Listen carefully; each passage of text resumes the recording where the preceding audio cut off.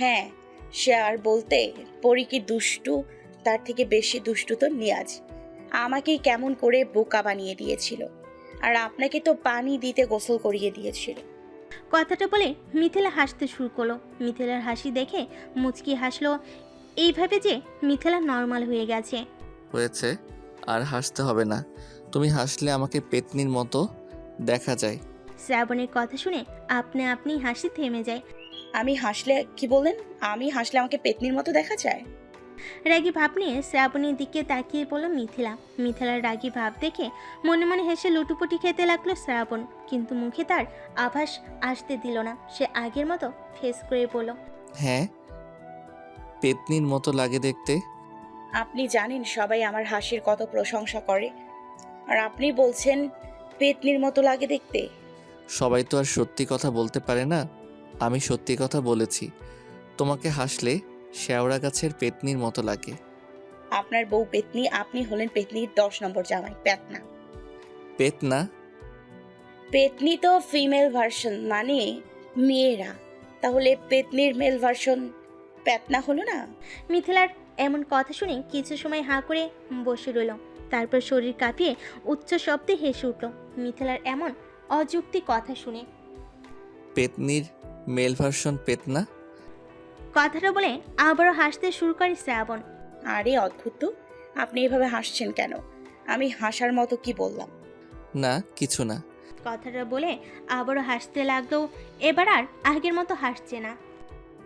এই আপনি এভাবে হাসছেন কেন? এই আপনি এভাবে হাসবেন না তো, আমার খুব রাগ হচ্ছে কিন্তু। ঠিক আছে, আর হাসবো না। কথাটা বলে সামনে তাকাতেই দেখলো নীল চলে এসেছে। আর গাল ফুলিয়ে বসে থাকতে হবে না, নীল চলে এসছে, এখন আমাদের যেতে হবে। কথাটা বলে শ্রাবণ এবং মিথিলা একসাথে গাড়ি থেকে নেমে পড়ে। শ্রাবণ গাড়ি লক করে নীলের গাড়িতে উঠে পড়ে। আগে মিথিলাকে ওর বাসায় ড্রপ করে দিবি, তারপর আমি তোর সাথে যাব। আর রোদ, অভি, ওদেরও চলে আসতে বল কল করে। শ্রাবণের কথা শুনে একটা শুকনো ঢোক গিলে মাথা নিয়ে সম্মতি জানালো, আর মনে মনে আল্লাহকে স্মরণ করতে লাগলো, কারণ আজকে শ্রাবণ সবার ক্লাস নেবে। কি? সবাই আমার দিকে এভাবে তাকিয়ে আছিস কেন? কি হয়েছে সেটা তো তুই আমাদের বলবি। আর আমি বলবো মানে? তাকিয়ে আছিস তোরা আমার দিকে আর বলছিস আমি বলবো? অদ্ভুত ভাই। তোর মিথিলার মাঝে কি চলছে তাই বল। হ্যাঁ হ্যাঁ, তাই বলো ভাই। তোমার আর মিথিলার মাঝে কি চলছে? আজকে আমরা যেটা দেখলাম সেটা কি সত্যি নাকি আমাদের কাল্পনিক? কিন্তু কি দেখেছিস? ভুরু কুচকে নীলের দিকে তাকিয়ে প্রশ্ন করলো শ্রাবণ। তা দেখেছি অনেক কিছু, আর বুঝতেও পেরেছি অনেক কিছু, তাই কোনো কিছু না বলে ঝেড়ে আসতো বন্ধু। অভির কথায় ঠোঁট এলিয়ে হাসলো শ্রাবণ। ফুলরে বসে সোফে গা এলিয়ে দিয়ে অভিকে একটা লাথি মারে। আমার কথা বাদ দিয়ে বল, তোর আর তোর ঝগড়ুটে রানী সায়নীর সাথে সবকিছু ঠিকভাবে শহর ভ্রমণ করতে কেমন লাগলো? শ্রাবণের কথা শুনে হকচকিয়ে গেল অভি, আর বাকি সবাই শ্রাবণের দিক থেকে চোখ সরিয়ে অভির দিকে তাকায়। সবাই কেমন অবিশ্বাস চোখে তাকিয়ে আছে তার দিকে। সবার তাকানো দেখে মুখটা কাচুমাচু করে ফেলল অভি। এই ঝগড়াটে মেয়ের সাথে কি শহর ভ্রমণ করা যায়? মাঝ রাস্তায় গিয়ে আমাকে মিথ্যা কথা বলে রিক্সা থেকে নামিয়ে নিজে একা একা শহর ভ্রমণ করতে চলে গেছে। অভির কথা শুনে সবাই একসাথে হেসে উঠল। সবার হাসি দেখে নিজের মাথা চুলকে অভিও হেসে উঠল। শ্রাবণ কিন্তু আমাদের কথা এড়িয়ে যাচ্ছে, সত্যি করে বল তোদের মাঝে কি চলছে। হাসি থামিয়ে সবার মাঝ থেকে নীল কথাটা বলে উঠতেই সবাই চুপ করে শ্রাবণের দিকে তাকায়। নীলের কথা শুনে আগের মতো সোপে হেলান দিয়ে বসে থেকে শ্রাবণ বলল, কিছু না, প্রথম দিন একটু ঘাবড়ে গিয়েছিলাম শ্রাবণীর কথা শুনে। হাজার হোক, আমাদের বাড়িতে আগে প্রায় আসতো মেয়েটা, আবার শ্রাবণীর বেস্ট ফ্রেন্ড, তাই প্রথম দিন ঘাবড়ে গিয়েছিলাম। সবাই একসাথে ও বলতেই আবার শ্রাবণ অভিকে লাথি মেরে বসে। শালা, ও করছিস কেন? হ্যাঁ, যা সত্যি তাই তো বলছি। তা প্রথম দিনের কারণ বুঝতে পারলাম, কিন্তু ভাই আজকে কি ছিল আমি তো নিজের চোখে বিশ্বাস করতে পারছি না। নীলের কথায় প্রেক্ষিতে সোজা হয়ে বসলো শ্রাবণ। আজকে কিছু ছিল না। আমি যখন ওই দিক দিয়ে যাচ্ছিলাম তখন মিথিলা আর মেয়েটার কথা শুনে দাঁড়িয়ে যাই, আর সেই দিনের জন্য যে প্রিয়া দায়ী সেটা শুনতে পাই। এসবের পিছনে কোনো না কোনোভাবে আমিও হয়তো দোষী। শ্রাবণের কথা শুনে সবাই যেন আকাশ থেকে পড়লো এমন অবস্থা। এইসব কিছুর পিছনে যে প্রিয়া থাকতে পারে সেটা কেউ ভাবতে পারেনি। প্রিয়ার কথা না হয় পরে ভাবা যাবে, কিন্তু এর মাঝে শ্রাবণ কিভাবে দায়ী সেটা কারোর ঠিক বোধগম্য হচ্ছে না। সবার দৃষ্টি কেমন কৌতূহল প্রকাশ পাচ্ছে, যেটা শ্রাবণ সহজেই ধরতে পারল। প্রিয়া আমাকে পছন্দ করে সেটা সবাই জানে। যেই দিন প্রিয়া বেশি বাড়াবাড়ি করছিল, আমি সেই দিন ওকে বলেছিলাম আমার সাথে নিজেকে বা নিজের সাথে যেন আমাকে না জড়ায়, যেটা ওর গায়ে লাগে এবং অপমানিত বোধ করে, যেটা রেশ ধরে মিথিলার সাথে এমন করে। কথাটা বলে একটু থেমে আবারও বলতে শুরু করে। প্রিয়াকে কথাগুলো বলার আগে আমার সাথে মিথিলার বেশ ভালো কিছুদিন কথা হয়, যেটা দেখে প্রিয়া নজরে রাখে এবং এইটা ভেবে নেয় যে আমার আর মিথিলার মাঝে কিছু একটা চলছে, যার জন্য রাগের বশে এবং আমার করা অপমানের প্রতিশোধ নিতে এতটা নিচে নেমে যায়। মাঝখানে একটা মেয়েকে দিয়ে মিথিলাকে কারু বিভাগে যেতে বলে এবং সেখানে মিথিলাকে প্রিয়া লক করে দিয়ে চলে যায়। আজকে যখন সেই মেয়েটি কথাগুলো বলছিল তখন আমিও শুনতে পেয়ে যাই আর আমার রাগ হয়। আর মিথিলা একটু মেবি ভয় পেয়ে গিয়েছিল, তাই ওকে নর্মাল করতে একটু বের হয়ে যায়। শ্রাবণের কথা শুনে সবাই হা করে তাকিয়ে থাকে। কি জিজ্ঞেস করেছিল আর কি উত্তর দিয়ে দিল। ভাই তুই তো পুরো হিস্টোরি বলে দিলি, কেউ আমার মাথায় একটু পানি দে। বেটা, তোদের ফোন করতে করতে আমার অবস্থা খারাপ হয়ে যাচ্ছিল। আর তোরা কি করছিলি? হ্যাঁ, যা এখন আমার জন্য কিছু খাবার রান্না করে নিয়ে আসবি, এইটা তোদের শাস্তি। নীলের মাথায় গাট্টা মেরে কথাগুলো বলে নীলের রুমের দিকে চলে গেল শ্রাবণ। শ্রাবণের যাওয়ার দিকে তাকিয়ে থেকে বিড়বিড় করে সবাই ইচ্ছে মতো গালি দিয়ে কিচেনের দিকে যেতে লাগলো। সবাই কিছু না করলে দেখা যাবে এই বৃষ্টির মাঝে সবাইকে রাস্তায় দাঁড় করিয়ে দিচ্ছে, তাই কিচেনে ছুটলো সবাই। মিথিলাকে তার বাড়িতে ড্রপ করে দিয়ে নীলের ফ্ল্যাটে এসেছে সবাই। আজ সবাই এখানেই থেকে যাবে, মাঝে মাঝে এই কাজ করা হয়। একবার নীলের ফ্ল্যাটে, আবার নয়তো শ্রাবণের বাড়িতে। সবাই একসাথে বসে মাঝ রাত পর্যন্ত আড্ডা দিবে এবং সেখানেই পড়ে পড়ে ঘুম আসবে। সত্যি করে বল, কাল রাতে বৃষ্টিতে ভিজে বাসায় ফিরছিস কি না? না তো মা, আমি কি বৃষ্টিতে ভিজতে পারি বলো? আমি না তোমার লক্ষ্মী মেয়ে। বৃষ্টি দেখলে যে তুমি আমার কত লক্ষ্মী মেয়ে সে আমার খুব ভালো করে জানা আছে। রাতে বৃষ্টিতে ভিজে এখন জ্বরে নিজের সাথে সাথে আমাদেরও ভুগতে হবে। আমার হয়েছে চত্ব জ্বালা, এদিকে কখন জানি রাহাত আর মা চলে আসে, আমার কাজের শেষ নেই। নানু আসছে? হ্যাঁ, আমি ফোন করে আসতে বলেছি, কতদিন ধরে আসি না, তাই ফোন করে আসতে বলেছি। এবার হাঁ করো দেখি, আবার ওষুধ দিতে হবে। মায়ের বাধ্য মেয়ের মতো হা করে মুখে খাবার নিতেই মুখ বিষিয়ে উঠল। অসহায়ের মতো করে মায়ের দিকে তাকালে দেখতে পাই তার মা মাথা নিচু করে এক মনে ভাতের লোকমা তৈরি করছে। অসহায়ের মতো করে মাকে ডাক দিতেই মিসেস তনয়া শেখ মেয়ের পানে তাকাতেই বুঝতে পারে খেতে ইচ্ছে করছে না। অসহায়ের মতো মুখ করে রাখলে আমি গলছি না। বৃষ্টিতে ভেজার আগে মনে ছিল না এই কথা। এখন অসহায়ের মতো মুখ করে থাকলেও লাভের লাভ কিচ্ছু হবে না, তাই চুপচাপ খেয়ে ওষুধ খেয়ে নাও। মায়ের কথার পরিপ্রেক্ষিতে আর কিছু না বলে 2 লোকমা খাবার খেয়ে আর খেতে পারল না। মিসেস তনয়া শেখ আর জোরও করলে না। জোর করলে দেখা গেল বমি করে সব উগড়ে ফেলে দিবে, এতে করে আরও বেশি অসুস্থ হয়ে পড়বে এবং শরীর দুর্বল হয়ে যাবে। তাই কিছু না বলে ওষুধ দিয়ে মিথিলার রুম থেকে বের হয়ে গেল মিসেস তনয়া শেখ। শ্রাবণ তাকে বাড়ি পৌঁছে দিয়ে চলে যাওয়ার পর কলিং বেল দিতেই অহনা এসে দরজা খুলে দেয়। অহনা তখন ড্রয়িং রুমে বসে টিভি দেখছিল, যার জন্য সে দরজা খুলে দেয়। মিথিলা অহনাকে দেখে মেকি হেসে রুমে চলে যায়। ভেজা জামা কাপড়, তার উপর শরীর কেমন চুলকাচ্ছিল রাস্তায় কুচি কুচি পাথর আর বালি থেকে, তাই গোসল করে নেয়, যার ফলস্বরূপ এখন জ্বরে কুপকাত। সকালে যখন মিথিলা ঘুম থেকে উঠছিল না তখন মিসেস তনয়া শেখ একটু চিন্তিত হয়ে পড়েন। মিথিলা কখনো এত দেরি করে ঘুম থেকে ওঠে না, তাই আজকে মেয়ের এত বেলা করে ঘুম আসা দেখে চিন্তায় পড়ে যান তিনি। দ্রুত মেয়ের রুমে এসে দেখে মেয়ে তখনও ঘুমিয়ে আছে। মেয়ের কাছে গিয়ে গালে হাত রেখে ডেকে তুলতে গিয়েও আর ডেকে তোলা হয় না, কারণ মেয়ের শরীরের তাপমাত্রা অনেক বেশি ছিল। মিথিলার রুম থেকে বের হয়ে নিজের রুমে গিয়ে দ্রুত বাড়ির ডাক্তারকে ফোন দিয়ে আসতে বলে নিজেই আবার মেয়ের রুমে চলে যান। ডাক্তার আসলে মিথিলাকে দেখে কিছু ওষুধ দিয়ে যায়, সাথে একটা ঘুমের ইঞ্জেকশন দিয়ে যায়, যার জন্য তার ঘুম ভাঙে দুপুর 1:30টার দিকে। কি ব্যাপার রাহাত ভাইয়া, তুমি তো বলেছিলে আসবে না, তাহলে চলে আসলে যে? গলার স্বর কিছুটা কঠিন করে কথাটা বলল অহনা। ঘণ্টাখানেক আগে এসেছে রাহাত আর মিথিলার নানু রাবিয়া খাতুন।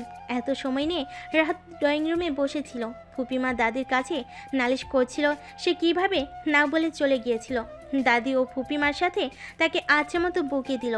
সেখান থেকে উঠে নিজের জন্য বর্ধকিত রুমের দিকে যাচ্ছিল রাহাত, কিন্তু মাঝেই অহনার কথা শুনে কিছু সময় সেখানে দাঁড়িয়ে থেকে আবার রুমের দিকে হাঁটা ধরে, যেন সে অহনার কথা শুনতে পায়নি। রাতকে চলে যেতে দেখে কিছুটা অপমান বোধ করলো অহনা। তার প্রশ্নের উত্তর দেওয়া তো দূরে থাক, তার দিকে ফিরেও তাকালো না। এত বড় অপমান, এর প্রতিশোধ সে নিয়েই ছাড়বে। এই অহনাকে ইগনোর করা, তাই না মিস্টার করলার জুস? এইবার এইটা দেখবে, এই অহনাকে ইগনোর করার কত জ্বালা। কথাটা বলে মুখের সামনে আসা চুলগুলো ফুঁদে উড়িয়ে নিজের রুমে যেতে গিয়েও মিথিলার রুমের সামনে এসে পাজোড়া থেমে গেল। ভাবলো মিথিলাকে একটু খেপানো যাক, যেই ভাবা সেই কাজ। চট করে মিথিলার রুমের ভেতর চলে যায়। হঠাৎ করে কেউ রুমের ভেতরে চলে আসে। ফোন থেকে মাথা তুলে দরজার দিকে তাকালে দেখে অহনা এসেছে। মিথিলা যেই না কিছু বলতে যাবে তার আগেই অহনা মিথিলার পায়ের কাছে বসে পড়ে। কি রে আপুই, জিজুর সাথে কথা বলছিলি বলে হাসছিলি তাই না? অহনার কথা শুনে ভ্যাবাচাকা খেয়ে যায় মিথিলা। চোখ বড় বড় করে অহনার দিকে তাকালে অহনা হেসে ওঠে। আচ্ছা আপুই, আমাকেও একটু দে না, আমিও জিজুর সাথে কথা বলি। আচ্ছা, কোন জিজু? শ্রাবণ জিজু তো? থাপ্পড় চিনিস বেয়াদ্দপ মেয়ে, কথা বলার কি সিঁড়ি গো বাবা। এই আমি আবার কিভাবে কথা বললাম? সুন্দর করেই তো বললাম, তাহলে এমন করছো কেন? মিথিলা বুঝতে পারলো তার দুষ্টু বোন তাকে খেপাতে এসব কথা বলছে, তাই সেও এবার উল্টো খেপাতে চাইল। না, তা কিছু বলিসনি, আমার বোঝার ভুল। তা বোন, শুনলাম রাহাত ভাই নাকি এসছে, তোর সাথে দেখা হয়নি, তা কি বললো তোকে? কিন্তু সব থেকে ইন্টারেস্টিং ব্যাপার হলো, আমি জানি তুই মাকে উস্কিয়ে নানু আর রাহাত ভাইয়াকে আসতে বাধ্য করেছিস। প্রথম কথাগুলো শুনে রাগ হলো, শেষ কথাগুলো শুনে হেসকি উঠে গেল অহনার। সত্যি মেয়েদের ষষ্ঠ ইন্দার একটু বেশিই চলে। কি করে তার আপুই ব্যাপারটা বুঝে গেল। নিজেকে বাঁচাতে তাড়াতাড়ি করে মিথিলার রুম ত্যাগ করে অহনা।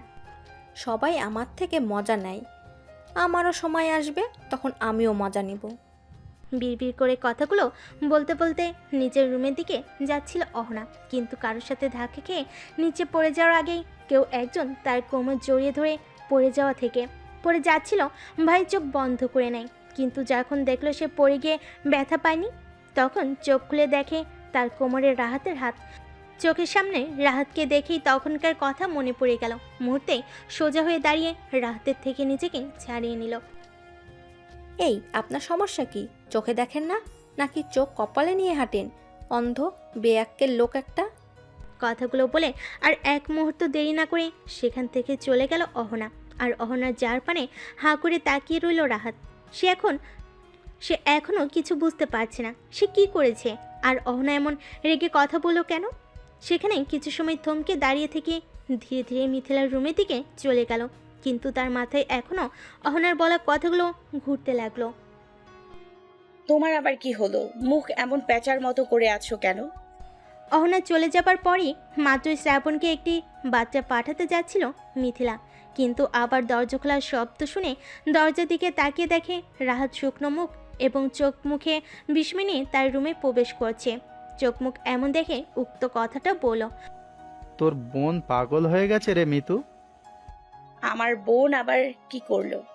কপালে ভাঁজ ফেলে রাহাতকে প্রশ্ন করলো মিথিলা। রাত মনে হয় মিথিলার এই প্রশ্নের জন্য অপেক্ষা করছিল। এত সময় নিয়ে অহনার বলা কথা এবং ব্যবহার তার মাথায় ঘুরপাক খাচ্ছিল। মিথিলা প্রশ্ন করতেই একে একে সব কিছু বলতেই মিথিলা হেসে লুটুপুটি খেতে লাগলো। তুই হাসছিস, আর সব কিছু আমার মাথার উপর দিয়ে গেল, কিছু বুঝতে পারলাম না। থাক ভাই, তোমার মুখ আর এমন করে রাখতে হবে না। কথাটা বলে আবার হাসতে লাগলো মিথিলা। তোর জ্বর কমেছে নাকি দেখি তো। কথাটা বলে মিথিলার কপালে হাত দিয়ে তাপমাত্রা দেখে নিল। এখনও জ্বর আছে শরীরে। তুই রেস্ট নে, আমি আসছি। রাত কথাটা শেষ করে মিথিলার রুম থেকে চলে গেল। রাত চলে যাওয়ার পরপরই আবার ফোনের দিকে তাকিয়ে দেখল শ্রাবণ ফেরত কোনো বার্তা পাঠিয়েছে কিনা, কিন্তু না, শ্রাবণের দিক থেকে আর কোনো বার্তা আসা তো দূরের কথা, তার দেওয়া মেসেজ দেখেনি পর্যন্ত। একটা দীর্ঘশ্বাস ফেলে মিথিলা অনলাইন থেকে বের হয়ে গেল। আজ প্রায় 1.5 মাস পর শ্রাবণের মা বাবা দেশে ফিরেছেন। মিস্টার আকরাম চৌধুরী তার প্রিয়তম স্ত্রীকে নিয়ে লন্ডন থেকে দেশে ফিরেছেন। লন্ডনে নিজস্ব বিজনেস আছে মিস্টার আকরাম চৌধুরী। যতবার কাজের সূত্রে লন্ডন গিয়েছেন ততবারই নিজের সাথে করে স্ত্রীকে নিয়ে গিয়েছেন। স্ত্রীকে সে চোখে হারায়। হঠাৎ করে না বলে নিজের মা বাবা চলে আসবে তা ঘুণাক্ষরও টের পায়নি শ্রাবণ। সে তো দিব্যি বন্ধুদের সাথে নীলের ফ্ল্যাটে আড্ডা দিচ্ছিল, সাথে মেসেঞ্জারে টুকটাক মিথিলার সাথে কথা বলছিল। কিন্তু এরই মাঝে শ্রাবণীর ফোন আসে তার নিকট। হঠাৎ করে শ্রাবণীর ফোন দেখে কপালে একটা শুকনো ভাঁজ পড়ে। অসময়ে শ্রাবণীর ফোন দেওয়ায় তাড়াতাড়ি করে ফোন রিসিভ করে নেয়। কানে ফোন ধরতেই শ্রাবণী উত্তেজিত হয়ে দ্রুত বাসায় ফিরতে বলে। শ্রাবণীর ভীতগ্রস্ত কণ্ঠ শুনে আর কিছু না বলে দ্রুত বাসায় চলে এসে দেখে তার মা বাবা চলে এসেছে। আর তারপর থেকে তার স্থান হচ্ছে মিসেস চয়নিকা চৌধুরীর কলে। বাকি সব এখন তার চুলায় যাক। তোমরা আজকে চলে আসবে, আমাকে আগে জানাওনি কেন আম্মু? আগে জানালে আমি রিসিভ করতে যেতাম। আমি তো তোমার আব্বুকে বলেছিলাম তোমাদের জানাতে, কিন্তু তোমার আব্বু বলল না জানিয়ে তোমাদের সারপ্রাইজ দিবে। তাই আমি আর ওনাকে না করতে পারিনি। সব আদর শুধু ছেলেকেই দিবে, আমাকে একটু আদর করবে না? শ্রাবণের মাথায় হাত বুলিয়ে দিচ্ছিল চয়নিকা। এরই মাঝে রুমে ঢুকতে ঢুকতে কথাগুলো শ্রাবণী বলতেই সেদিকে নজর দিলেন। শুধু ছেলেকে কেন করতে যাব, তোমাকেও করব, এদিকে আসো। হ্যাঁ, তুই তো 1 নাম্বার হিংসুটে। যেই দেখেছে তুমি আমাকে একটু আদর করেছো অমনি হিংসুটে চলে এসেছে। শ্রাবণের কথা শুনে কাঁদো কাঁদো কণ্ঠে আম্মু বলে ডাকতে শ্রাবণ এবং চয়নিকা চৌধুরী হেসে ফেললেন। আম্মু মিথিলাদের বাড়িতে যাবে? শ্রাবণীর এহেন কথাই হালকা শব্দে ধমকে দিল শ্রাবণ। আম্মু এসেছে আজকে, আর এখনই তুই মিথিলাদের বাড়িতে যাওয়ার কথা বলছিস? মাথায় কি বুদ্ধিশুদ্ধি নেই? যা আছে সব গোবরে ভরা। শ্রাবণীর মাথায় হালকাভাবে ধাক্কা দিয়ে বলল শ্রাবণ। এতে যেন শ্রাবণী রেগে গেল আর শ্রাবণের হাতে খামচি দিল। ব্যথা পেল আর কিছু বলল না, চুপচাপ হজম করে নিল। আর চয়নিকা ছেলে মেয়ের কাণ্ড দেখে ঠোঁটে হাসির রেখা ফুটে তুলল। দাঁড়াও আদিল। নিজের গরু গম্ভীর বাবার ডাকে চলতে পাজরা থেমে যায় আদিলে। পিছনে ঘুরে বাবার দিকে তাকিয়ে ঠোঁটে মেকে হাসি হেসে উঠল। কিছু বলবে বাবা? আমার একটু তাড়া ছিল। তোমার কিসের তারা তা আমি খুব ভালো জানি। তোমার তারা তো সেই ছবি তোলা নিয়ে। আমি তোমাকে কতবার বলেছি আমার অফিসে জয়েন করতে, আর তুমি কিনা সামান্য ফটোগ্রাফার হতে চাও। আমি চলে যাওয়ার পর এই এত বড় বিজনেস কে দেখবে? এইসবের দায়িত্ব তো তোমাকে নিতে হবে। বাবার এহেন কোথায় চল শক্ত হয়ে গেল আদিলে। সে পড়াশোনা শেষ করেছে 1 বছর আগে, আর তারপর থেকেই শুরু করেছে তার বাবা বিজনেস সামলাতে। কিন্তু আদিলের এসবে বিন্দু মাত্র ইন্টারেস্ট নেই। তার ইচ্ছে সে একজন বড় ফটোগ্রাফার হবে। বাবাকে সেই কথা বলতেই এখন তার সাথে প্রায়শ কথা কাটাকাটি হয়ে থাকে। শোনো বাবা, তোমাকে আগেও বলেছি আর এখনও একটা কথা স্পষ্ট করে বলে দিচ্ছি, আমি তোমার বিজনেসের জন্য আমার নিজের স্বপ্ন নষ্ট করতে পারবো না। আমাকে আর এই বিষয় নিয়ে কিছু বলবে না। কথাটা বলে এই এক মুহূর্ত দেরি না করে বাড়ি থেকে বের হয়েছে আদিল। আদিলের যাওয়ার পরে তাকিয়ে থেকে একটা দীর্ঘশ্বাস ফেলে ড্রয়িং রুমে টানানো বড় ছবির দিকে এগিয়ে যায়। দেখলে তো তুমি নাহিদা, আদিল আমার কোনো কথা শুনে না। ও ছাড়া আমার আর কে আছে বলো? তুমি চলে যাওয়ার পর ও ছাড়া আমার কেউ নেই। আমার এই সব কিছু তো ওকে দেখাশোনা করতে হবে। আমার বয়স হচ্ছে, চোখ বুঝলেই ওর কি হবে বলো? আমি না একটা সিদ্ধান্ত নিয়েছি। জানতে চাইবে না কি সিদ্ধান্ত নিয়েছি? আচ্ছা তারাও বলছি, আমি ঠিক করেছি আদিলে বিয়ে দেবো। ভালো করছি না বলো? এমন হাজারো কথা ছবিটির সামনে দাঁড়িয়ে বলতে থাকেন তিনি। হ্যাঁ বেবি, আমি তো কালকে যাচ্ছি কলেজে। হ্যাঁ বেবি, আমরা কালকে তো লং ড্রাইভে যাব। কলেজ শেষ করে আমি আর তুমি ঘুরতে বের হব। Love you too baby. কথাটা বলে নাচতে নাচতে চলে গেল অহনা। অহনা চলে যেতে রাগে হাত মুঠোবন্দি করে নিল রাহাত। রাগে বশীভূত হয়ে অহনার রুমের দিকে অগ্রসর হয়। ফোনের ওপাশ থেকে অপর ব্যক্তি কি বলেছে বা কে ছিল সেই বিষয় নিয়ে তার কোনো আগ্রহ নেই। অহনার কথা শুনে সে বুঝিয়ে নিয়েছে যে অহনা প্রেম করে বেড়াচ্ছে, কিন্তু রাত এইটা জানে না এসব কিছু মিথ্যা ছিল, নাটক ছিল, শুধুমাত্র তাকে দেখানোর জন্য। এ কি, আপনি আমার রুমে কি করছেন? কারো রুমে ঢুকতে হলে অনুমতি নিয়ে ঢুকতে হয়, আপনি সেটাও জানেন না? কে ছিল ছেলেটা? লং ড্রাইভে যাবে? তোমার লং ড্রাইভে যাওয়া আমি বের করছি। একটা কথা কান খুলে শুনে রাখো, তুমি চাও বা না চাও, আমাকে তোমার পছন্দ হোক বা না হোক, ভালোবাসো বা নাই বা বাসো, তোমাকে এই রাহাতের সাথেই থাকতে হবে।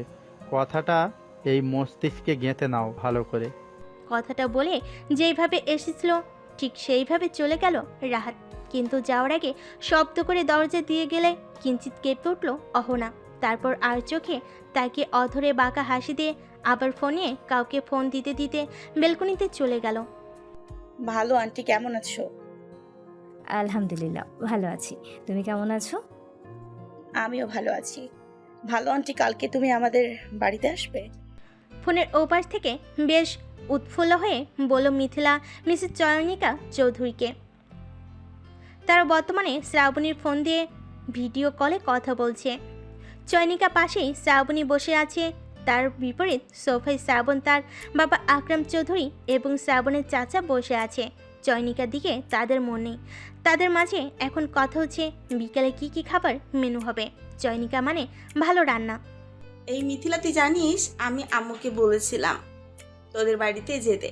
তুই তো কিছুদিন ধরে আম্মুকে দেখতে চাচ্ছিলি, কিন্তু আমি এই কথা বলার পর দাভাই আমাকে একটা ধমক দিয়েছে, বেটা পজ্জাত। শ্রাবণী কথা শুনে হালকা হাসল মিথিলা। একটা দিনেই জ্বরে কাবু করে নিয়েছে তাকে। হ্যাঁ তা বলেছি, কিন্তু পরেও তো আসতে পারবে, আর না আসলেও সমস্যা নেই, আমি দৌড়ে চলে যাব ভালো আন্টির কাছে। অসুস্থ শরীর নিয়ে কোথায় যাওয়া হচ্ছে শুনি? মিথিলার কথার মাঝে তনয়া শেখ খাবার নিয়ে এলো মিথিলার রুমে। রুমে ঢুকতে মিথিলার কথাগুলো শুনতে শুনতে উক্ত কথাগুলো বলল। তুই অসুস্থ, এইটা তো আমাকে একটা বারও বললি না তো। তার জন্য তোর চোখ মুখে এই কারণে শুকনো দেখা যাচ্ছে। মুখটা গম্ভীর করে বলল শ্রাবণী, যেটা দেখে মিথিলা একটু নড়ে চড়ে বসলো। আরে তেমন কিছু না, একটু জ্বর এসেছে। আমি তো এমনই একদম পারফেক্ট আছি। মা একটু বেশি বেশি করে, জানিস। থাক, আমাকে আর কিছু বলতে হবে না। আমি ছোট বাচ্চা নয় যে কিছু বুঝতে পারবো না। আমি আসছি এক্ষুনি। কথাটা বলেই ড্রয়িং রুম থেকে নিচের রুমে চলে গেল শ্রাবণী। আর চয়নিকা একটু তনয় শেখের সাথে কথা বলে ফোন কেটে দিয়ে সেও উঠে চলে গেলেন কিচেনের দিকে। তুই আজকেও ঝগড়া করছিস? হুম। তাহলে তোর চোখে এই অবস্থা কেন? এই, তুই এখন এখান থেকে যাবি? উনি জানেন ফটোগ্রাফি আমার জীবনের একটি অংশ, সেখানে উনি সব সময় আমাকে ইমোশনাল ব্ল্যাকমেইল করতে আসে। আচ্ছা ঠিক আছে, এবার একটু শান্ত হ। চল, সন্ধ্যা হয়ে আসছে, কিছু ছবি তুলতে হবে। কথাটা বলে আদিলকে টেনে ক্লাব থেকে বাইরে নিয়ে এলো শান্ত। তুমি আর আমি এই গোধূলি লগ্নে হারিয়ে যাব কোন এক দিগন্তের শূন্য পথের পথিক হয়ে। ছুটে যাব তোমায় কোনো এক সমুদ্রের তীরে। ছবি তোলার সাথে সাথে কি আজকাল কবি হয়ে গেলি? তাও আবার এমন ছন্দহীন কবিতার কবি? আদিলের কবিতা শুনে সন্দেহীনভাবে তাকিয়ে বলল শান্ত। না রে ভাই, প্রেমে পড়লে একটা কটু কবি সবাই হয়। সবাই দক্ষ কবিতা আবৃত্তি করলেও আমি একটু ছন্দহীন কবিতা না হয়ে আবৃত্তি করলাম। কি, আদিল মাহমুদ প্রেমে পড়ছে? কিছুটা চেঁচিয়ে বিস্ময় কণ্ঠে বলল শান্ত। সে যেন নিজের কানকে বিশ্বাস করতে পারছে না। সে ঠিক শুনেছি তো? ইডিয়েট, এভাবে চেঁচিয়ে উঠিস কেন? আমি কি কানে শুনতে পাই না? ইডিয়েট একটা। এই আদিল, বল না ভাই, মেয়েটাকে দেখতে কেমন? নাম কি? কোথায় প্রথম দেখা হলো? আদিলের কথাকে অগ্রাহ্য করে প্রশ্নগুলো করলো শান্ত। একসাথে এতগুলো প্রশ্নে বিরক্ত হয়ে যায় আদিল। আমি কিছু জানি না। কিছুদিন আগে মলে দেখা হয়েছিল, এক দেখায় ভালো লেগে যায়। মেয়েটা কোনো কিছু না বলেই আমার সামনে থেকে চলে গিয়েছিল। ভাই, তোকে কোনো মেয়ে ইগনোর করছে বিশ্বাস করতে কষ্ট হচ্ছে। এইবার যেন বিরক্তির শেষ ধাপে পৌঁছে গেল। তাই মাঝ রাস্তায় বাইক থামিয়ে দিল। বাইক থেকে নাম। হঠাৎ করে এমন কথায় ভেবাচেকে খেয়ে যায় শান্ত। সে বুঝতে পারে না কিছু। কি বলছি বাইক থেকে নেমে দাঁড়া। দাঁতে দাঁত চেপে বলল আদিল। শান্ত বুঝতে পারলো আদিল রেগে গেছে, তাই চুপচাপ নেমে দাঁড়ালো। তুই একটু বেশি বুঝিস বুঝলি। আমি একটা বারও বলিনি, আমাকে ইগনোর করেছে। তার ব্যস্ততা ছিল, তাই কথা বলে তাড়াতাড়ি চলে গিয়েছিল। মগজে কিছু ঢুকেছে? আদিল কথাটা বলতেই মাথা নাড়িয়ে হ্যাঁ বোঝায়, যার মানে সে বুঝতে পেরেছে আদিলকে ইগনোর করেনি। শান্তকে মাথা নাড়িয়ে হ্যাঁ বলতেই আদিল বাইক স্টার্ট দিতে দিতে বলল, গুড। এবার আমাকে বিরক্ত করার জন্য হেঁটে হেঁটে গন্তব্যে পৌঁছাতে হবে। কথাটা বলে আদিল বাইক নিয়ে চলে গেল। আর শান্ত সেখানে বেকুবের মতো দাঁড়িয়ে দাঁড়িয়ে কি হলো এসব ভাবতে লাগলো। আসবো ফুপিমা। আলমারির জামা কাপড় ভাঁজ করে রাখছিলেন মিসেস তনয়া শেখ। এরই মাঝে কারোর কণ্ঠ শুনে দরজার দিকে তাকিয়ে দেখে রাহাত দাঁড়িয়ে আছে। রাহাতকে দেখার পর ঠোঁটে মিষ্টি হাসি নিয়ে রুমে আসতে বলে। হাতের জামা কাপড় ভাঁজ করা বন্ধ করে রাহাতের পাশে গিয়ে বসে। তনয়া শেখ বসতে তার কোলে মাথা রেখে শুয়ে পড়ল রাহাত। কি হয়েছে আমার বাবার? রাহাতের চুলে হাত বুলিয়ে দিতে দিতে প্রশ্ন করলো তনয়া শেখ। ফুপিমা, একটা আবদার করব তোমার কাছে। হ্যাঁ বলো। ফুপিমা, আমি দুদিনের মাঝেই অহনাকে বিয়ে করতে চাই। রাহাতের কথা শুনে চলতি হাত থেমে গেল তনয়া শেখের। ফুপিমার হাত থেমে যেতে দেখেই একবার ওনার মুখের দিকে মুখ তুলে দেখে নিল রাহাত। ফুপিমা, তুমি আমাকে বিশ্বাস করো তো? আর আমার আর অহনার বিয়ে তো আগে থেকেই ঠিক করা ছিল। কিন্তু ফুপিমা, আমি তো অহনার সব দায়িত্ব নিতে সক্ষম, আর আমি অহনাকে নিয়ে কোনো রিস্ক নিতে চাই না। রাহাতের এন কথাই কপালে ভাঁজ পড়ে যায় তনয়া শেখের। অহনাকে নিয়ে কিসের রিস্ক সেটা যেন ওনার মাথায় ধরছে না, তাই রাহাতকে প্রশ্ন করে বসে কিসের রিস্ক। ফুপিমা প্লিজ আমাকে কিছু বলো না, তুমি ফুপার সাথে কথা বলো প্লিজ। আচ্ছা ঠিক আছে, আমি বলবো কথা। কথাটা শুনে কোল থেকে মাথা উঠিয়ে মিস তনয়ের গালে চুমু খেয়ে ধন্যবাদ দিয়ে চলে যায়। লং ড্রাইভে যাবে বেবির সাথে যাও।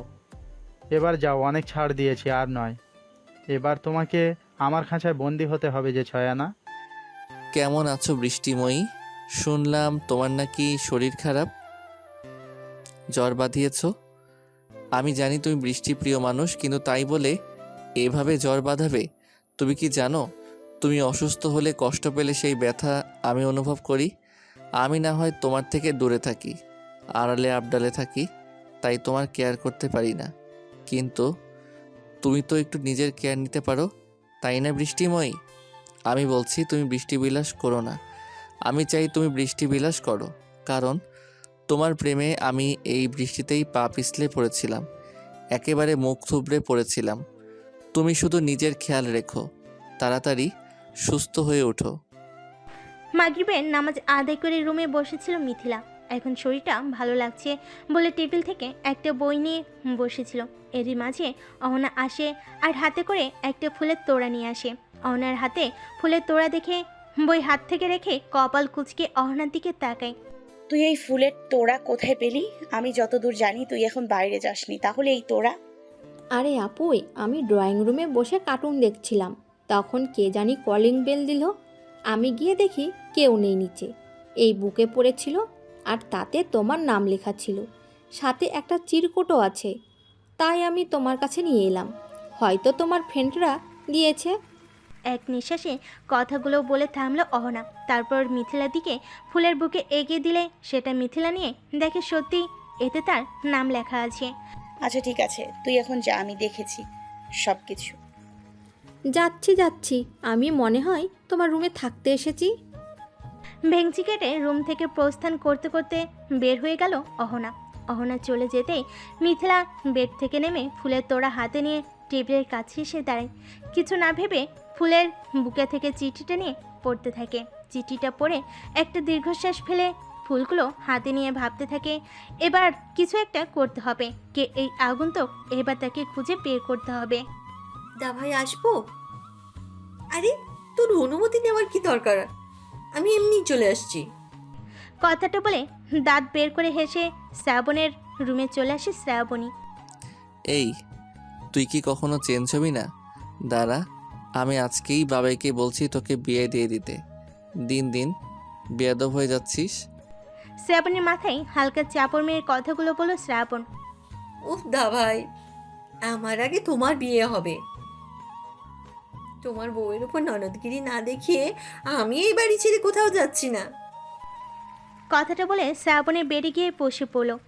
কি জন্য এসেছিস তাই বলে বিদায় হ, আমার কাজ আছে। ড্রেসিং টেবিলের সামনে দাঁড়িয়ে চুলগুলো হাত দিয়ে ব্রাশ করে নিতে নিতে বলল শ্রাবণ। এমন হিরো সেজে কোথায় যাওয়া হচ্ছে শুনি? এবার যেন শ্রাবণীর দিকে লক্ষ্য করলো শ্রাবণী। তোর জন্য পাত্র দেখতে, তাও যেই সেই পাত্র না, একদম থুরথুরে বুড়ো পাত্র, বুঝলি? তারাভাবে শ্রাবণীর প্রশ্নের উত্তর দিল শ্রাবণ, যেটা শ্রাবণীর বিন্দুমাত্র পছন্দ হলো না। সে শ্রাবণীর পাশে গিয়ে ব্রাশ করা চুলগুলো টেনে দিয়ে দিল। আমার জন্য বুড়ো বর খুঁজবি তাই না? আমি এক্ষুনি বাবাই আর আম্মুকে বলছি তোর সাথে যেন প্রিয়ার বিয়ে দিয়ে দেয়, তাহলে মজা বুঝবি। কথাগুলো বলার সময়ও শ্রাবণের চুল শ্রাবণের হাতেই মুঠোই ছিল। আরে আমার চুল ছিঁড়ে ফেলবি নাকি? আর তুই এই প্রিয়ার নাম আমার সামনে আর একবারও নিলে বুঝতে পারবি এই শ্রাবণ কি জিনিস। ঠিক আছে, আর বলবো না। কিন্তু যা ভাই, আমিও এখন একটু বাইরে যেতে চাই। তুই তো জানিস আম্মু অ্যালাউ করবে না। আমি তোর সাথে যাই তবে প্লিজ।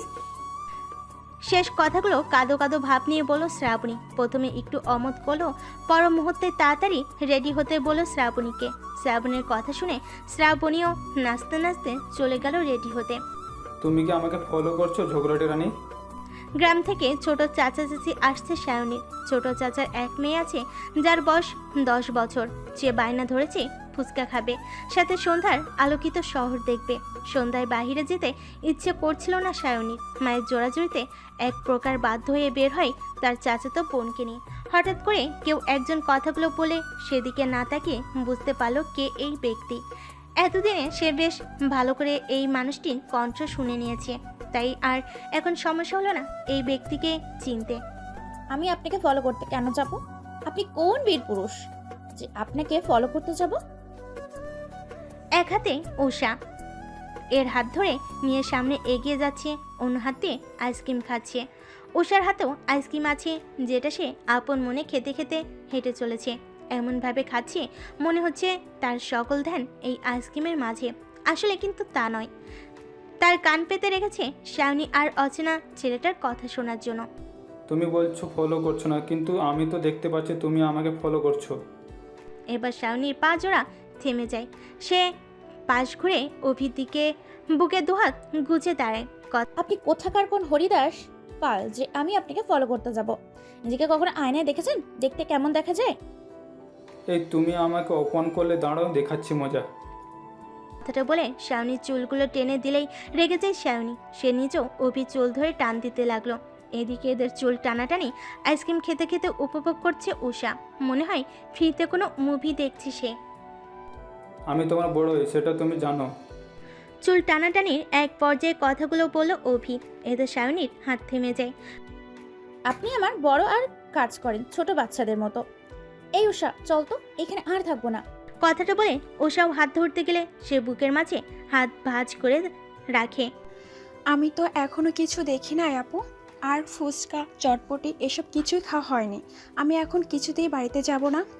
উষার কথা শুনে অভি উষার সামনে হাঁটু গেড়ে বসে পড়ল। উষার এক গালে হাত দিয়ে আদুরে স্বরে বলে, আমি তোমাকে সব কিছু কিনে দেব, কিন্তু তার আগে আমি তোমাকে একটা প্রশ্ন করব, তুমি তার সুন্দর উত্তর দিবে। অভির কথা শুনে কপাল কুঁচকে যায় শাওনি। অভি আবার উষাকে কি প্রশ্ন করবে? শাওনি একবার উষার দিকে তাকিয়ে উষার মুখের ভাব ভঙ্গি লক্ষ্য করে। উষা গ্রামের মেয়ে, তার চঞ্চল এবং সরল প্রকৃতির হয়। এখন অভি কি প্রশ্ন করবে সেটা তাকে ভাবাচ্ছে। উষা, আমি কি দেখতে খারাপ? শাওনির ভাবনার মাঝেই উষাকে প্রশ্ন করলো অভি। অভির কথা শুনে উষা ডানে বামে মাথা নেড়ে না বোঝালে তার মানে সে দেখতে খারাপ নয়। উষার উত্তর পেয়ে একবার শাওনির দিকে তাকায় অভি, তারপর উঠে দাঁড়িয়ে উষার এক হাত ধরতে ধরতে বলল, বুঝলে উষা, কিছু মানুষ অন্ধ হয়। ওই যে একটা পাখি আছে না, দিনের বেলা চোখে দেখে না, আবার রাতের বেলা চোখে দেখে, তেমন কিছু মানুষ আছে জানো, যারা ভালো জিনিস দিনে হোক বা রাতে কখনোই চোখে দেখে না। এক কথা, ভালো জিনিস সহ্য হয় না। অভির এমন ঘুরিয়ে পেঁচিয়ে বলা কথার আগামাথা কিছুই বুঝতে পারল না উষা, তাও ছোট করে হুঁ বলল শুধু। সন্ধ্যার দিকে হঠাৎ করে নিজের মামা মামির নিজ বাড়িতে দেখে কিছুটা অবাক হয়ে যায় অহনা। পর মুহূর্তেই নিজেকে সামলে নেয়, বোনের বাড়িতে আসতেই পারে এতে কিছু ভাবা নেই। তাই কিছু না ভেবে মামির কাছে চলে যায় গল্প করতে। মামি, আমি এবার তোমাদের সাথে যাব, মাকে তুমি রাজি করাবে? গল্পের মাঝে রাহাতের মায়ের হাত ঝাঁকিয়ে ঝাঁকিয়ে বলল অহনা। অহনার কথা শুনে রাহাতের মা মুচকি হেসে উঠল। আর 2 দিন ধৈর্য রাখো, তারপর সারা জীবনের জন্য আমাদের বাড়িতে নিয়ে যাওয়া হবে। অহনার মাথায় হাত বুলিয়ে দিতে দিতে কথাটা বলল রাহাতের মা। কিন্তু উক্ত কথাটি শুনে অহনার হাসি মুখ চুপসে গেল। তার মামি কি বোঝাতে চেয়েছে তার বুঝতে বাকি নেই। তাই আর সেখানে না বসে থেকে মা বাবার রুমে চলে গেল। এখন তাদের সাথে কথা বলতে হবে। দাবাই, আমাকে মিথিলাদের বাড়িতে ড্রপ করে দিও তো। তুই এইটা আমাকে আগে কেন বললি না? শ্রাবণীর কথা শুনে কপাল কুঁচকে প্রশ্ন করলো শ্রাবণ। তো কি হয়েছে, এখন বলছি, এখন নিয়ে যাবে আর কি। যাক, ভালোই হয়েছে, এতে কেউ কোনো সন্দেহ করবে না। কিছু বললে দাবাই? শ্রাবণীর কথা শুনে হক চুকিয়ে গেল শ্রাবণ। তার বিবির করে বলা কথাগুলো শুনে ফেল নাকি আবার? দ্রুত মাথা নেড়ে না বুঝালো সে কিছু বলেনি। আমার মনে হলো তাই আর কি।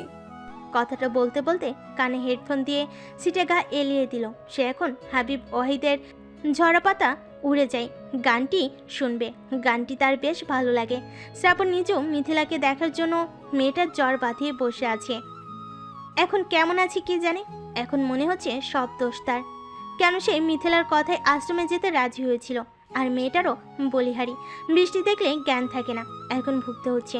এসব কথা ভেবে একদিকে যেমন রাগ হচ্ছিল, অন্যদিকে চিন্তাও হচ্ছে, না জানি মেয়েটার শরীর কেমন।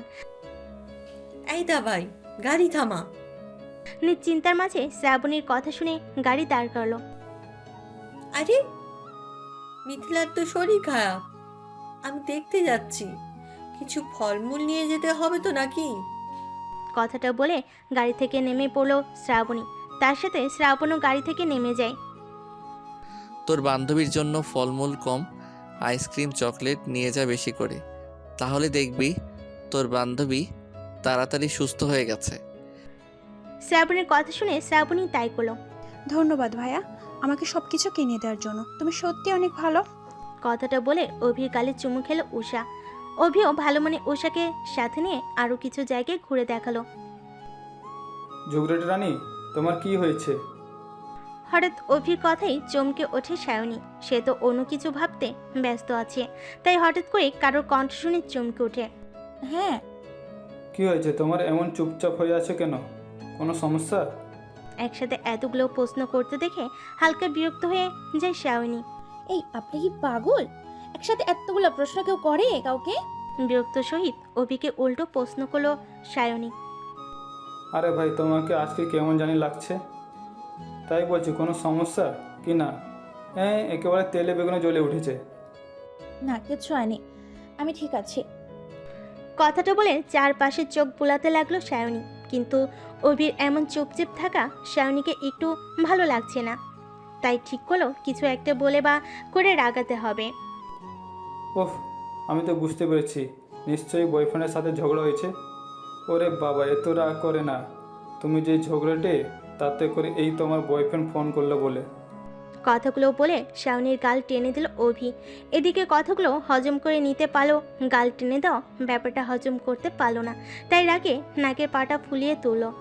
এই, আপনি আমার গাল টেনে দিলেন কেন? আপনার কি আমাকে একটু শান্তিতে দেখতে সহ্য হয় না? পায়ে পা দিয়ে হলেও ঝগড়া করতে হবে? সারাদিন কি এইসব নিয়েই চলাফেরা করেন? যত সব আজাইরা লোক। সায়নীকে রেগে যেতে দেখে একটু মনে মনে হাসলো অভি। সে তো এটাই চাইছিল। এভাবেই তারা সারা রাস্তা ঝগড়া করতে লাগলো। মা, আসবো? নিজের রুমে বসে গহনা দেখছিল তনয়া শেখ। হঠাৎ করে কারো গলার স্বর পেয়ে সামনে তাকিয়ে দেখে অহনা দাঁড়িয়ে আছে। কি হয়েছে? তুই আমার রুমে আসার জন্য এমন করে বলছিস কেন? মা, নানু বাড়ি থেকে সবাই এসেছে কেন? হেয়ালি না করে সরাসরি প্রশ্ন করলো অহনা নিজের মাকে। মা, আমি এখনই বিয়ে করতে চাই না। মিসেস তনয়া শেখ কিছু বলার আগেই কথাটা বলল অহনা। মিসেস তনয়া শেখ মেয়ের কথা শুনে গহনার বাক্স আলমারিতে তুলে রেখে মেয়ের পাশে গিয়ে বসলো। আমি কি করব এখানে বল? তোর আর রাহাতের বিয়ে অনেক আগে থেকেই ঠিক করা ছিল, কিন্তু কথা ছিল তোর 18 বছর বয়সের আগে বিয়ে দেব না। কথাটা বলে কিছু সময় থেকে জিভ দিয়ে শুকনো ঠোঁট জোড়া ভিজিয়ে নিল। এতে আমরা সবাই রাজি ছিলাম, আর রাহাতও ভালো ছেলে, আগে থেকেই আমাদের চেনা জানা, তাই আর প্রস্তাবটা মানা করিনি কেউ। কিন্তু এতদিন সব কিছু ঠিকভাবে চলছিল। কালকে রাতে হঠাৎ করে রাহাত আমার রুমে আসে, আর রুমে এসে বলল তোকে বিয়ে করতে চাই কিছুদিনের মাঝেই। মায়ের কথা শুনে আর কিছু বলল না অহনা। যেভাবে এসেছিল সেভাবেই আবার চলে গেল রুম থেকে। একমাত্র রাহাত এই বিয়ে আটকাতে পারে, যেটা সে খুব ভালো করেই বুঝতে পেরেছে। তাই রাহাতকে খুঁজতে শুরু করলো। একটা সময় পেয়েও গেল, দেখে রাহাত ছাদে দাঁড়িয়ে আছে আকাশের দিকে তাকিয়ে। আমি আপনাকে বিয়ে করতে পারবো না রাহাত ভাই, আমি এখনো প্রস্তুত নয় এসবের জন্য। আপনি দয়া করে সবাইকে বলুন। অহনার কথা শুনে রাহাতের মাঝে কোনো ভাবান্তর দেখা গেল না। সে এখনো এক মনে আকাশের দিকে তাকিয়ে আছে। রাহাত ভাই, কথাটা আর শেষ করতে পারল না। তার আগেই আচমকা রাহাত অহনাকে জড়িয়ে ধরে। কিছু সময় ওভাবে থাকার পর বুঝতে পারে তার কাঁধের অংশ ভিজে যাচ্ছে। কাঁধের অংশ ভিজে যাচ্ছে মানে রাহাত ভাই কাঁদছে। সে কাঁপা কাঁপা হাত রাহাতের পিঠে রাখে। আমি তোকে ভালোবাসি ছয়ানা, অনেক ভালোবাসি রে। এখন থেকে না, সেই 3 বছর আগে থেকেই তোকে মনের ঘরে বসিয়েছি। সেখানে আমি তোকে অন্য কারোর সাথে কি করে দেখতে পারি? আমার যে সহ্য হয় না তোর পাশে অন্য কাউকে। রাহাতের কথা শুনে মূর্তির মতো সেখানে দাঁড়িয়ে রইল অহনা।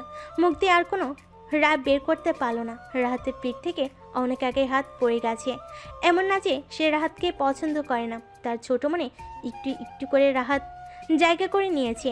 কিন্তু মানুষটা এখন তাকে ভুল বুঝেছে। সে তো অন্য কাউকে ভালোবাসে না। সেই দিন ফোনে তার বান্ধবী দিয়ার সাথে কথা বলছিল রাহাতকে রাগিয়ে দেওয়ার জন্য, কিন্তু সেটা যে এমন রূপ নিবে সে বুঝতে পারেনি। রাহাত ভাই, আপনার অনেক সময় ধরে রাহাতকে খুঁজে চলেছে মিথিলা। রাতকে খোঁজার কারণ হচ্ছে হঠাৎ করে এমন সিদ্ধান্ত নেওয়ার কারণ কি? বিয়ে হওয়ার কথা ছিল অহনার 18 বছর পূর্ণ হওয়ার পর, তাহলে হঠাৎ করে এমন সিদ্ধান্ত? পুরো বাড়ি খুঁজো যখন পাচ্ছিল না, শেষের ছাদে চলে আসে। ছাদে ওঠার শেষ চিড়িতে পা রেখে রাতকে ডাকতে গিয়েও থেমে যায়। ছাদের মাঝখানে রাত অহনাকে জড়িয়ে ধরে দাঁড়িয়ে আছে। জ্যোৎস্না রাত সাথে ছাদের বাতি দিয়ে থাকায় সব কিছু স্পষ্ট দেখা যাচ্ছে। তাদের এভাবে দেখে আর কিছু না বলে চুপচাপ নিচে চলে আসে। থাক না কিছু সময় গোপনে, তাদেরও তো একটু নিজেদের মতো সময় কাটাতে দিতে হবে। রাহাত ভাই, কাপা কাপা গলায় রাহাতকে ডাকলো অহনা, কিন্তু এ তো রাহাতের মাঝে কোনো ভাবান্ত দেখা গেল না। সে এখনও অহনাকে জড়িয়ে ধরে দাঁড়িয়ে নীরবে অশ্রুপাত করে চলেছে। রাহাতের কোনো সারা শব্দ না পেয়ে কাপা কাপা হাতে রাহাতের পিঠে হাত রাখে। কেমন জানি অস্বস্তি, অস্থিরতা কাজ করছে তার মাঝে। রাহাত ভাইয়া, আমার আপনাকে কিছু বলার আছে, প্লিজ একটু শান্ত হন। বলো কি বলবে, আমি শুনছি। অহনার থেকে নিজেকে ছাড়িয়ে চোখ মুছে অন্যদিকে ফিরে পড়ল রাহাত। আপনি এমন সিদ্ধান্ত নেওয়ার আগে একটি বার আমার কথা ভাবলেন না? আমার আপনাকে পছন্দ নাকি পছন্দ নয়, আমাকে তো একটা মতামত নেওয়ার দরকার ছিল, তাই না? কিন্তু না, আপনি আর না তো বাবা মা আমাকে একটি বার জানানোর প্রয়োজন মনে করেছে। তোমার আর আমার বিয়ের সিদ্ধান্ত তো এখন নেওয়া হয়নি, অনেক আগেই এই সিদ্ধান্ত নেওয়া হয়েছে। আর তোমাকে জানাতেই আমি নিষেধ করেছিলাম। এখানে ফুপিমা বা ফুপাকে দোষারোপ করার কোনো কিছু নেই। কথাগুলো বলে জোরে জোরে নিঃশ্বাস নিয়ে স্বাভাবিক করার চেষ্টা করে। তারপর সামনে থেকে পিছনে ফিরে অহনার মুখোমুখি হয়ে দাঁড়ায়। একটা কথার উত্তর দিবে অহনা? মাথা নিচু করে দাঁড়িয়েছিল অহনা। রাহাতের কথা শুনে একবার মাথা উঁচু করে রাতকে দেখে আবার মাথা নিচু করে নেয়। বলুন। মাথা নিচু করে ছোট করে উত্তর দিল অহনা। যেটা শুনে রাহাত এক পা অহনার দিকে এগিয়ে আসে। আমাকে অপছন্দ করার কারণ কি অহনা? আমি কি দেখতে খারাপ? বাজে কোনো স্বভাব আছে? এমন কিছু চোখে পড়েছে তোমার? আমার চরিত্রে কোনো দোষ দেখেছো? কথাগুলো বলতে বলতে আবারও পিছনে ফিরে অহনাকে দেখে নিল। অহনাও রাতের দিকে তাকিয়েছিল, কারণ রাত এখনো তার নাম ধরে ডাকেনি। আজকেই প্রথম রাত তার নাম ধরে ডেকেছে, যার জন্য চোখ স্বাভাবিক মাত্রা থেকে বেশি বড় করে চেয়ে আছে। অহনাকে এমন করে তাকিয়ে থাকতে দেখে অহনার ডান বাহুতে ধরে হালকা ধাক্কা দেয়। হ্যাঁ বলুন। আমি কি বলছি তুমি শুনতে পাওনি? নরম সুরে অহনাকে প্রশ্ন করলো রাহাত। শুনেছি। তাহলে আমার প্রশ্নের উত্তর দাও। রাহাত ভাই, আপনার মাঝে সমস্যা নেই। আপনি অনেক ভালো একজন মানুষ। আপনাকে জীবনসঙ্গী হিসেবে পাওয়া ভাগ্যের ব্যাপার। তাহলে তুমি কেন পছন্দ করো না? কেন আমার ব্যাকুলতা বুঝতে পারো না? আমার ভালোবাসা কেন দেখো না তুমি? এত সময় নিয়ে মাথা নিচু করে রাহাতের সব প্রশ্নের উত্তর দিচ্ছিল অহনা, কিন্তু রাহাতের শেষ কথা শুনে মাথা উঁচু করে রাহাতের দিকে তাকায়। বিস্ময় নিয়ে রাহাতের দিকে তাকিয়ে বোঝার চেষ্টা করছে তার বলা কথাগুলো। আপনি আমাকে ভুল বুঝছেন রাহাত ভাই। আমি তখন আপনাকে রাগিয়ে দেওয়ার জন্য কথা বলেছি। তখন ফোনের ওপাশে আমার ফ্রেন্ড দিয়া ছিল। শেষ কথাগুলো মাথা নিচু করে বলল অহনা। অহনার কথা শুনে রাহাতের কি হলো জানা নেই। সে অহনাকে শক্ত করে জড়িয়ে ধরল, এমন করে ধরেছে যেন ছেড়ে দিলে সে পালিয়ে যাবে। হ্যালো, কে বলছেন? আরে কে বলছেন? কথা বলছেন না কেন? এবারও কোনো উত্তর না পেয়ে রেগে যায় সায়নী। রেগে গিয়ে এটা ভুলে গেল সে এখন রাস্তায় দাঁড়িয়ে আছে। কাল পাত্র বলে সেখানে দাঁড়িয়ে ফোনের ও পাশের ব্যক্তিকে ইচ্ছে মতো ঝেড়ে দিল। বেশ কিছুদিন ধরে একটা আননোন নাম্বার থেকে কিছু মেসেজ আসছিল। সেই নাম্বারে ফোন করলে ফোন অফ বলে। আজকে আর কোনো মেসেজ না কল এসেছে, তাই বিপরীত পাশের মানুষের সারা শব্দ না পেয়ে রেগে যায় আর নিজের রাগ ছেড়ে নিল। আপু, উষাটাকে ফোন কেটে দিয়ে তার দিকে তাকায়, তারপর একটু নিচু হয়ে উষার দিকে ঝুঁকে আসে। কি হচ্ছে বলো। তুমি কি রাগ করেছো? উষার কথা শুনে কপালে মৃদু ভাঁজ পড়ে গেল সায়নীর। রাগ করবো কেন? তাহলে তুমি ফোনে বকা দিচ্ছিলে কেন? আর ওই ভাইয়াটার সাথেও ঝগড়া করলে? ফ্যালফ্যাল করে তাকিয়ে থেকে উষা বলে উঠল। উষার কথা শুনে উচ্চ শব্দে হেসে উঠল সায়নী। আরে পাগলি, ওই অভি মানে তোমার সেই ভাইয়ার সাথে তো আমার প্রতিদিনই ঝগড়া হয়। তোমার ভাইয়া তো আমার সাথে পায়ে পা দিয়ে ঝগড়া না করলে ভালো লাগে না। আচ্ছা চলো এখন আমরা বাড়িতে যাই। কথাটা বলে উষার হাত ধরে সামনে এগিয়ে একটা রিকশায় চড়ে গেল। সায়নীরা চলে যেতে একটা ল্যাম্পপোস্টের পিছন থেকে বের হয়ে আসে অভি। অভি অনেক আগেই উষা আর সায়নী থেকে বিদায় নিয়ে চলে যায়, কিন্তু সে না গিয়ে সায়নী আর উষা চলে যাওয়ার জন্য অপেক্ষা করছিল। সায়নী চলে যেতেই অভিও মাথার পেছনের চুলগুলো চুলকে একটা ক্যাব ডেকে চলে যায়। এই মিথিলা, দেখ তো কে এসেছে। সে কখন থেকে কলিং বেল দিয়েই চলেছে।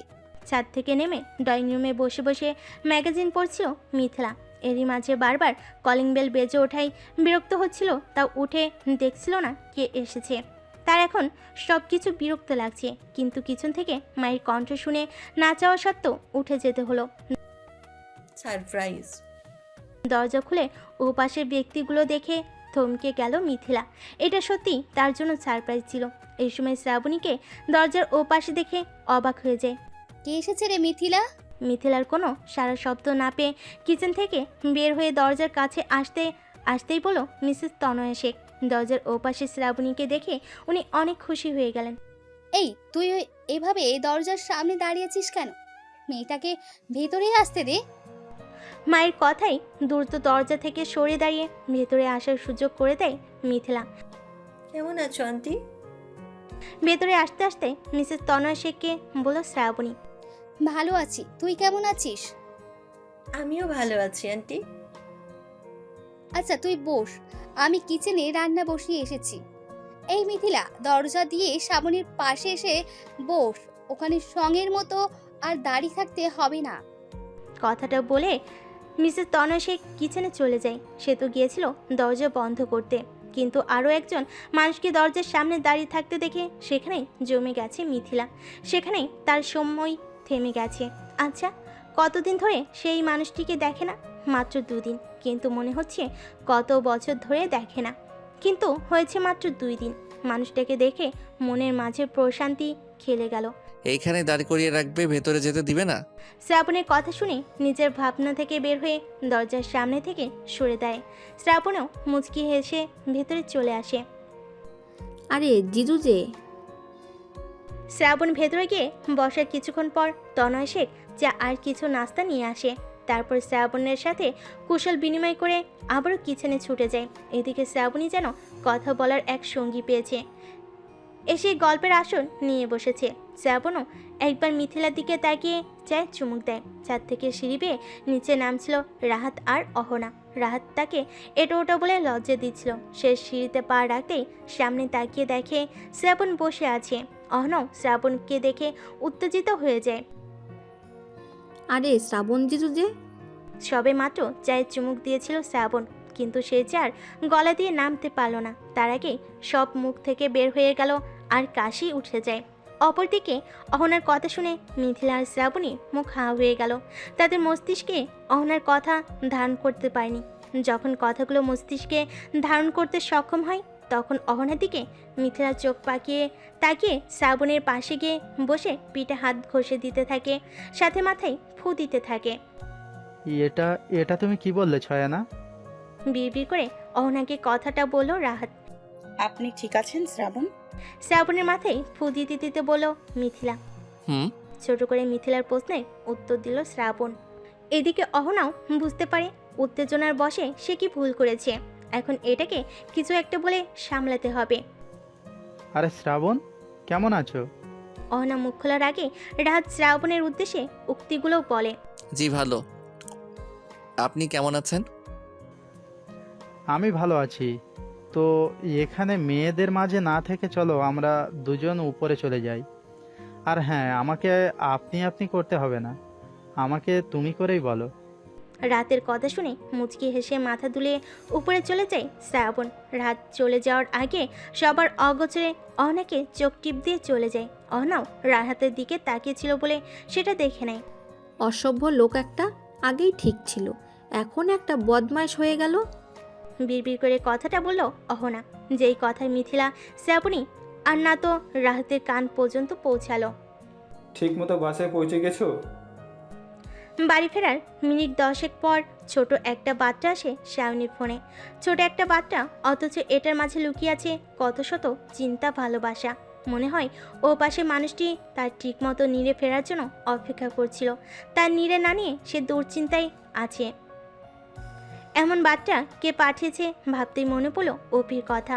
শাওনির কাছে অভির নাম্বার ছিল না বিধায় প্রথমে চিনতে পারেনি। পরে যখন বাচ্চার মালিককে বুঝতে পারে, তখন সেও ছোট করে উত্তর দেয়, হ্যাঁ, মিনিট 10 আগেই পৌঁছেছি। শাওনি থেকে ফিরতে বার্তা পাবে তাও কখনোই আশা করেনি অভি। সে ভেবেছিল শাওনি হয়তো তার নাম্বার চিনতে পারবে না, কিন্তু তাকে অবাক করে দিয়ে শাওনি রিপ্লাই দিয়েছে, ছোট ছোট জিনিসগুলো আমাদের কাছে খুব স্পেশাল হয়, তা সেটা যাই হোক না কেন। ঠিক তেমনই হয়েছে অভির ক্ষেত্র। সে কেন শাওনিকে মেসেজ করেছিল তা জানে নেই, কিন্তু তার করা মেসেজের রিপ্লাই পেয়ে তার কাছে এক অদ্ভুত অনুভূতি অনুভব হয়। কি হলো, থেমে গেলে কেন? এইটা মিথিলার রুম। রাহাতের সাথে যাওয়ার সময় মিথিলার রুমের সামনে এসে দাঁড়িয়ে যায় শ্রাবণ। রাত নিজে নিজেই বকবক করতে করতে কিছুটা সামনে এগিয়ে যায়, কিন্তু যখন পাশ ফিরে তাকায় তখন আর শ্রাবণকে দেখতে পায় না। পিছন ফিরে তাকিয়ে দেখে শ্রাবণ মিথিলার রুমের সামনে দাঁড়িয়ে আছে। না মানে আসলে শ্রাবণকে আমতা আমতা করতে দেখে হেসে ফেলে রাহাত। তারপর শ্রাবণের কাঁধে হাত দিয়ে রাহাতের রুমের দিকে এগিয়ে যেতে যেতে বলল, আমিও একটা সময় এমন ছিলাম। একটা সময় বললে ভুল হবে, কিছুদিন আগেও এমন অবস্থা ছিল, কিন্তু এখন আর নেই, কারণ এখন আমি তাকে নিজের করে পেতে যাচ্ছি। এখন আর কোনো লুকোচুরি নেই। রাহাতের কথার মানে বুঝতে বেগ পেতে হলো শ্রাবণকে। রাহাতের কথাই স্পষ্ট বোঝা যাচ্ছে রাহাত কিছু একটা আঁচ করতে পেরেছে, তাই শ্রাবণ কিছু বলল না। তুমি যখন বুঝতে পেরেছো তখন আর কিছু লুকিয়ে লাভ নেই। হ্যাঁ, আমার মিথিলার সঙ্গ ভালো লাগে। শুধু ভালো লাগে। শ্রাবণের কথা শুনে সন্ধিহীনভাবে প্রশ্ন করলো রাহাত। আর শ্রাবণ ও রাহাতের প্রশ্নে হেসে উঠল। তারপর বেশ কিছু সময় তারা একসাথে গল্প করে। এরই মাঝে রাহাত তার বিয়ের কথা বলল, কিন্তু কার সাথে সেটা তো রাহাত বলল না, আর না তো শ্রাবণ জিজ্ঞেস করলো। তাদের গল্পের মাঝে মিসেস চয়নিকা চৌধুরীর ফোন চলে আসে। শ্রাবণের ফোনে চয়নিকা চৌধুরী ফোন করে জানিয়ে দেয় তাড়াতাড়ি করে বাসায় চলে আসতে। অনেকদিন পর তারা দেশে ফিরেছে, এখন কিছু মুহূর্ত ছেলে মায়ের সাথে কাটাতে চায়। শ্রাবণও জানিয়ে দেয় তারা তাড়াতাড়ি চলে আসবে। অহনা খুব চঞ্চল প্রকৃতির মেয়ে, আপনার সাথে বেশ মানাবে। কথা বলে শ্রাবণ রাহাতের রুম থেকে বের হয়ে যায়, আর রাহাত শ্রাবণের কথায় সুন্দর হাসি উপহার দিয়ে তার সাথে বের হয়ে যায়। আন্টি, আমাদের এখন যেতে হবে, আম্মু ফোন করেছিল। এই তো আসলে, এখনই চলে যাবে? কিছু খেয়ে তারপর যাও, আমি তোমার মায়ের সাথে কথা বলে নিচ্ছি। শ্রাবণের কথার প্রেক্ষিতে উক্ত কথাগুলো বলল মিসেস তনয়া শেখ। আন্টি, আপনি তো জানেন আম্মু অনেক দিন পর দেশে এসেছে। এখন আম্মুকে কিছু সময় দেই, পরে একদিন এসে না হয় খেয়ে যাব। ঠোঁটে সুন্দর হাসি নিয়ে মিসেস তনয়া শেখকে বলল শ্রাবণ। তনয়া শেখও কিছু বলল না। শ্রাবণকে একটু দাঁড়াতে বলে উনি কিচেনে ছুটল। শ্রাবণী তার হাতের কাচ্চি বেশ পছন্দ করে। শ্রাবণী আসাতে সে কাচ্চি রান্না করেছিল, ভেবেছিল ওদের আজকে থেকে যেতে বলবে, কিন্তু সেটা আর হলো না। তাই কিচেনে গিয়ে কাচ্চিটা প্যাকেট করে নিয়ে আসলেন। মিথিলা ভাবি হলে মন্দ হয় না দা ভাই। শ্রাবণীর মুখে কথাটা শুনে হালকা হাসলো শ্রাবণ, যেটা অন্ধকারে শ্রাবণী দেখল না, কিন্তু শ্রাবণীর নীরবতাকে সে সম্মতি ভেবে ধরে নিল। এত কিছু না ভেবে চুপচাপ বসে থাকো। শ্রাবণের কথাই ভেঙচি কেটে রাতের শহর দেখতে ব্যস্ত হয়ে পড়ল শ্রাবণী। ভাই, ওই রিক্সাকে ফলো করুন তো। কেটে গেছে 2 সপ্তাহ, বদলে গেছে অনেক কিছু। বদলে গেছে অহনা রাহাতের সম্পর্ক, সেই সাথে সায়নী আর অভির। রাহাত আর অহনার বিয়েটা হয়নি, কিন্তু তাদের কাবিন করে রাখা হয়েছে। ঘরোয়াভাবে কাজটা করা হয়। অহনার 18 বছর পূর্ণ হলে ধুমধাম করে বিয়ে দেওয়া হবে। অন্যদিকে সায়নী আর অভির মাঝে একটা বন্ধুত্বপূর্ণ সম্পর্ক গড়ে উঠেছে, কিন্তু তাদের ঝগড়া কমেনি। সেদিন যখন শ্রাবণী বাসায় ফিরছিল, সেদিন আদিল শ্রাবণীকে দেখতে পায় এবং তাদের ফলো করে। এই 2 সপ্তাহে আদিল শ্রাবণীর বিষয়ে সব খোঁজ নিয়ে ফেলেছে। অপরদিকে মিথিলাও খুঁজে চলেছে সেই ছাতা দেওয়া ছেলেটাকে। সেই ছেলেকে আজকেও খুঁজতে এসেছে। এই, তুই এখন আসবি? আমরা সেই কখন থেকে তোর জন্য অপেক্ষা করছি। এই তো আমি আসছি, এখন রাখছি, বাই। হাই। কথাটা বলে ফোন কেটে দিয়ে একটা দীর্ঘশ্বাস ফেলে একটা সিএনজি নিয়ে চলে গেল মিথিলা। আজকেও ছেলেটিকে দেখা পেল না। মিথিলার গন্তব্য এখন শ্রাবণীদের বাড়ি। ভার্সিটি থেকে 2 দিন আগে নোটিশ দেওয়া হয়েছে নেক্সট সপ্তাহ তাদের পরীক্ষা। আর শ্রাবণীদের বাসায় যাওয়ার কারণ হলো গ্রুপ স্টাডি, কিন্তু ছেলেটাকে খুঁজতে গিয়ে দেরি হয়ে গেল আর তিথির ঝাড় খেতে হলো। আমি তোমাকে বিয়ে করানোর সিদ্ধান্ত নিয়েছি। আমাকে কিছু বললে? ফোনের দিকে মনোযোগ থাকায় বাবার কথা ভালো করে বুঝতে পারেনি আদিল। বলছি, আমি তোমাকে বিয়ে করানোর সিদ্ধান্ত নিয়েছি এবং তোমাকে আমার এই সিদ্ধান্ত মেনে নিতে হবে। বাবার এহেন কথাই মেজাজ খারাপ হয়ে যায় আদিলের। আদিল এখন বেশ ভালো মুডে, তাই বাবার কথাই যথারীতি নিজেকে স্বাভাবিক রাখার চেষ্টা করছে। হঠাৎ এমন সিদ্ধান্ত নেয়ার কারণ কি বাবা? বেশ শান্ত হয়ে কথাটাও বলল আদিল। আদিলের এমন শান্ত কণ্ঠ শুনে নড়ে চড়ে বসে আদিলের বাবা। ফের গলা খাকারি দিয়ে গলায় গাম্ভীর্যতা নিয়ে আসে। আমার বয়স হচ্ছে, আজ আছি কাল নাও থাকতে পারি, তাই আমি মারা যাওয়ার আগে তোমাকে সংসারী থেকে মরে যেতে চাই। আমারও তো ইচ্ছা করে নাতি নাতির মুখ দেখতে, তাই আমি এই সিদ্ধান্ত নিয়েছি। বাবা, আমার বিয়ে নিয়ে তোমার ভাবতে হবে না। আর তোমার যদি এত ইচ্ছে করে বিয়ের, তাহলে তুমি নিজেই আবার বিয়ে করে নিতে পারো, আমার কোনো আপত্তি নেই। কথাটা বলে আর এক মুহূর্ত দেরি না করে সেখান থেকে চলে গেল আদিল। এখন বাবার সামনে থাকা মানেই বিপদ। বাবাকে যে কথা বলে এসেছে সেখানে থাকলে নির্ঘাত চর খেতে হবে। আদিল জানে তার বাবা মাকে কতটা ভালোবাসে, তাই তো যখন আদিলের জন্ম হয় তখন তার মা মারা যায়, আর তারপর থেকে নিজে আদিলকে একাই মানুষ করেছেন। দ্বিতীয় বিয়ে করার সিদ্ধান্ত নেয়নি। দেখলে তুমি, তোমার ছেলে কি বলে গেল আমাকে? দিনকে দিন একটা অসভ্য হয়ে যাচ্ছে। প্রিয়তমা স্ত্রীর ছবির সামনে দাঁড়িয়ে হাজার অভিযোগ করতে লাগলো ছেলেকে নিয়ে। আর উপরে দাঁড়িয়ে দাঁড়িয়ে বাবার অভিযোগগুলো শুনে হাসতে থাকে আদিল। হাই। হাই, দাঁড়িয়ে আছো কেন? ভিতরে আসো। বাইরে যাওয়ার জন্য বের হতে যাচ্ছিল শ্রাবণ, কিন্তু দরজা খুলেই ও পাশে মিথিলাকে দেখে একটু চমকে যায়। এত সময় সে বাড়িতে থাকলেও সে এটা জানে না যে মিথিলা এখনও আসেনি। সে ভেবেছিল মিথিলা আগে চলে এসেছে, কিন্তু এখন দেখছে সব উল্টো। কেমন আছেন শ্রাবণ? বেশ প্রফুল্ল হয়ে শ্রাবণকে প্রশ্ন করলো মিথিলা। মিথিলার এমন খুশি খুশি ভাব দেখে সেও মনে মনে খুশি হলো।